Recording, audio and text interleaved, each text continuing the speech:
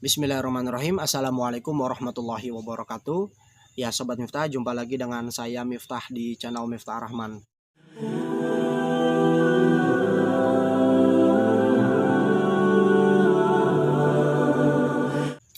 Nah Sobat Miftah, pada video kali ini saya akan menjawab pertanyaan yang cukup sering ditanyakan ke saya melalui WhatsApp ya. Biasanya di WhatsApp ini pertanyaan, Mas Miftah, kalau misalnya saya berhenti dari kerjaan saya atau saya resign dari tempat saya bekerja, kemudian saya terjun di usaha ikan hias, itu kira-kira gimana ya? Jadi pertanyaan ini tuh pertanyaan yang gimana ya? Saya takut untuk menjawabnya. Kenapa? Karena serba salah ya. Kalau misalnya saya jawab silakan resign, ya takutnya saya salah. Kalau saya jawab jangan resign juga saya takutnya salah. Ya mungkin nih teman-teman yang sering nonton video saya atau ngikutin video saya dari 1 tahun atau 2 tahun yang lalu, mungkin banyak yang memantau kalau saya ada ya perkembangan lah, ya ada perkembangan, ada kemajuan sedikit demi sedikit. Nah dari pantauan seperti itu mungkin dari teman-teman ada yang ingin mengikuti jejak yang sama, dan saya pribadi nggak jadi masalah ya, karena memang ya bebas itu orang mau usaha apa aja. Bahkan orang mau bangun channel YouTube juga nggak jadi masalah ya kan, semua orang punya akun Gmail itu bisa jadi channel kan, tinggal ngupload aja kan langsung jadi channel YouTube. Nah cuma perlu teman-teman ketahui kalau sebenarnya setiap usaha itu pasti ada konsekuensinya ya. Jadi nggak selamanya usaha yang kita jalani itu pasti berjalan mulus, dan juga nggak nggak selamanya usaha yang dijalani oleh orang lain itu dia berjalan lancar, itu ketika kita jalani bakal lancar juga, itu juga nggak mesti. Jadi saya bingung nih jawabnya. Kalau saya jawab ya udah resign aja, takutnya ketika udah resign kemudian dia mulai usaha ikan hias. Nah usaha juga kan modalnya lumayan gede ya, untuk bikin kolam ya, atau untuk beli ember ya. Ember kalau misalnya dia mau produksi banyak otomatis dia harus beli ember banyak. Nah takutnya ketika dia udah keluar modal banyak, kemudian dia mulai terjun usaha, kemudian ikannya panen. Nah ketika dia ingin menjualnya ternyata kesulitan ya, alias nggak bisa jual. Terus kalaupun bisa jual, dia bisa jualnya murah sehingga hasil yang dia dapatkan itu tidak cukup ya, tidak seperti yang dibayangkan, atau bahkan boleh jadi lebih kecil pendapatannya daripada ketika dia bekerja di tempat yang sebelumnya gitu loh. Nah khawatirnya seperti itu.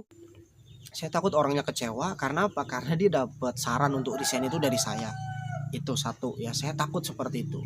Kemudian kalau misalnya saya jawab jangan resign, jangan resign misalnya gitu, saya khawatir ya orang itu berprasangka kalau itu Miftah nggak mau ada orang yang usaha sama seperti dia, nggak mau ada orang yang mengikuti jejak dia, nggak mau ada saingan dan lain sebagainya. Pokoknya saya juga nggak mau dikira seperti itu. Jadi jawaban saya adalah terserah teman-teman ya. Kenapa? Karena setiap keputusan itu ada konsekuensinya masing-masing. Tapi yang perlu teman-teman ketahui ya, apapun keputusan yang teman-teman ambil, tentunya itu adalah yang terbaik buat teman-teman.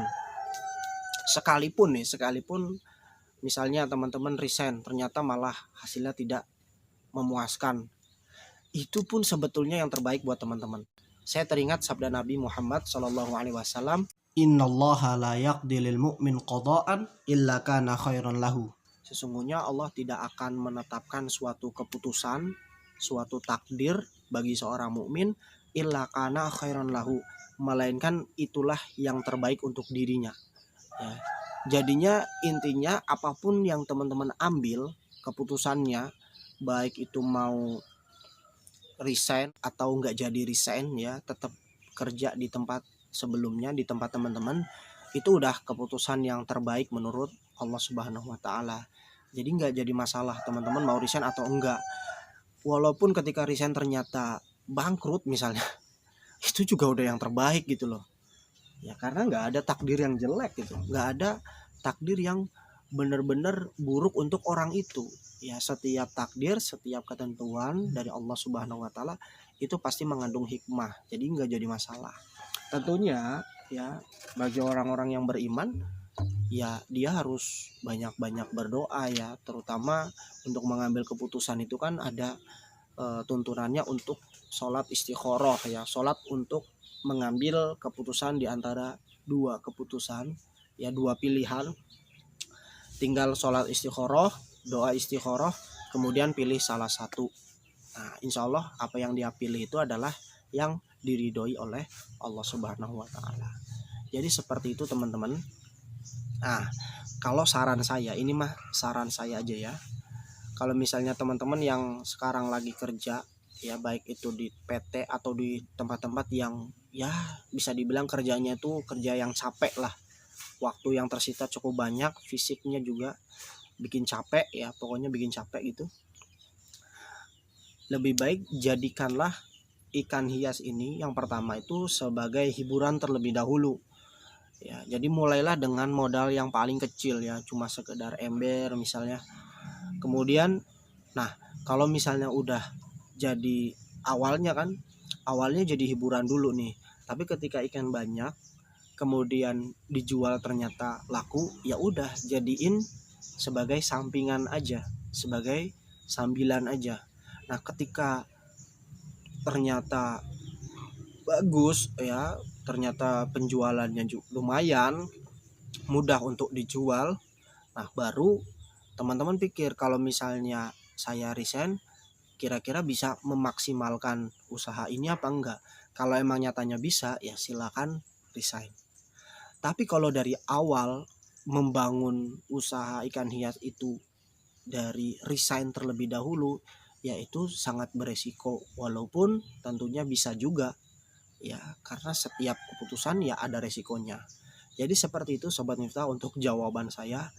Jadi video ini saya rekam ya untuk menjawab pertanyaan yang kalau ada orang tanya langsung saya kirim aja link dari video ini. Dan moga aja teman-teman yang menyaksikan ya, walaupun dia nggak punya pikiran seperti yang ditanyakan ke saya ini, tapi bisa mengambil manfaat dari video ini. Oke, makasih banyak buat teman-teman yang telah menyaksikan. Jangan lupa like, komen, dan subscribe. Wassalamualaikum warahmatullahi wabarakatuh.